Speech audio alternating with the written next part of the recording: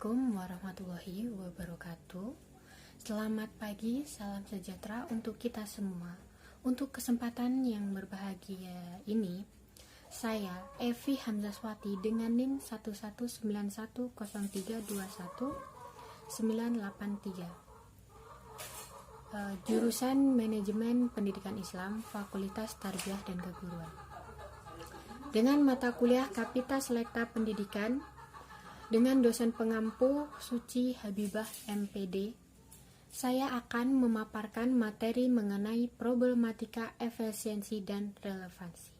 Baik, materi yang pertama adalah tentang pengertian efisiensi. Efisiensi adalah bagaimana menghasilkan efektivitas dari suatu tujuan dengan proses yang lebih murah.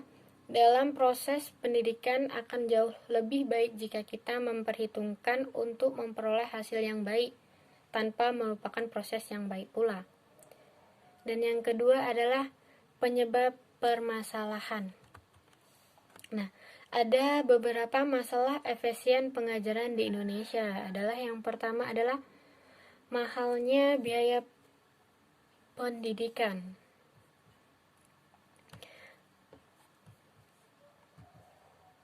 Selain masalah biaya pendidikan di Indonesia, masalah lainnya adalah waktu yang digunakan dalam proses pendidikan. Dengan survei di lapangan dapat kita lihat bahwa pendidikan tatap muka di Indonesia relatif lebih lama jika dibandingkan dengan negara lain.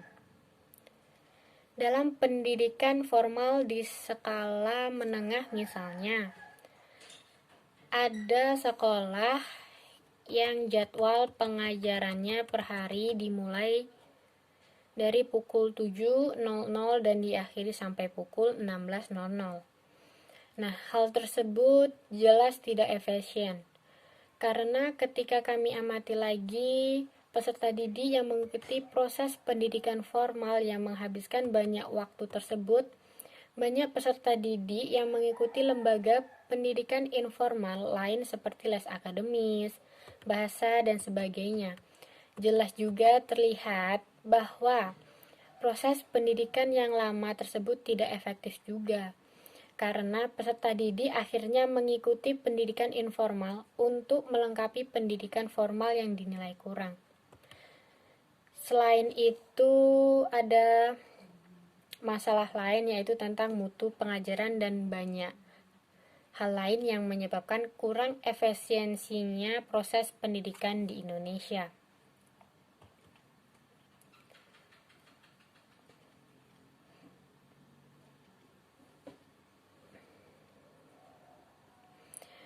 Kurangnya mutu pengajaran di sekolah disebabkan oleh pengajaran yang mengajar tidak pada kompetisinya. Misalnya, pengajar A mempunyai dasar pendidikan di bidang bahasa, namun dia mengajar di bidang keterampilan yang sebenarnya bukan kompetisinya. Nah, hal tersebut benar-benar terjadi jika kita melihat kondisi pendidikan di lapangan yang sebenarnya.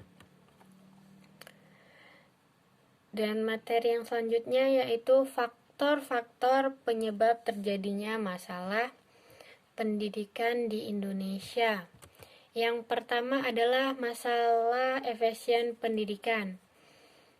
Dapat terjadi berbagai faktor yaitu tenaga kependidikan, peserta didik, kurikulum, program belajar dan pembelajaran, sarana atau prasarana pendidikan, dan sosial budaya.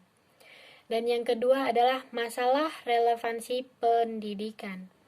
Berhubungan dengan tuntutan satuan pendidikan yang lebih atas yang terus meningkat dalam upaya mencapai pendidikan yang lebih berkualitas dan ketersediaan lapangan pekerjaan di masyarakat.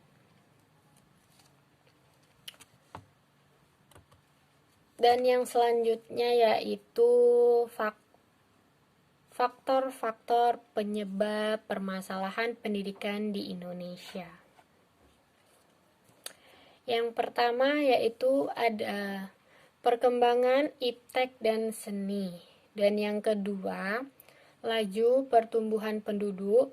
Dan yang ketiga yaitu aspirasi masyarakat. Dan yang terakhir, yang keempat adalah keterbelakangan budaya dan sarana kehidupan. Nah, materi yang selanjutnya yaitu solusi dari permasalahan relevansi pendidikan di Indonesia. Yang pertama adalah kerjasama dengan masyarakat industri. Yang kedua, meningkatkan mutu pendidikan. Nah, dengan meningkatkan kualifikasi guru dan dosen, serta meningkatkan nilai rata-rata kelulusan agar siswa atau mahasiswanya. Dan yang ketiga itu penyesuaian kurikulum kebutuhan lulusan. Dan yang keempat itu meningkatkan kualifikasi institusi. Nah, caranya yaitu dengan melakukan penilaian secara lebih rutin apakah program yang dijalankan institusi tersebut telah memenuhi kriteria sebagai institusi yang siap mencetak siswa-siswanya yang berkompeten. Dan yang terakhir yaitu memberi keterampilan khusus untuk peserta didik yang akan dibutuhkan di dunia kerja, khususnya untuk siswa menengah kejuruan. Sekian materi yang dapat saya paparkan, lebih dan kurang saya mohon maaf.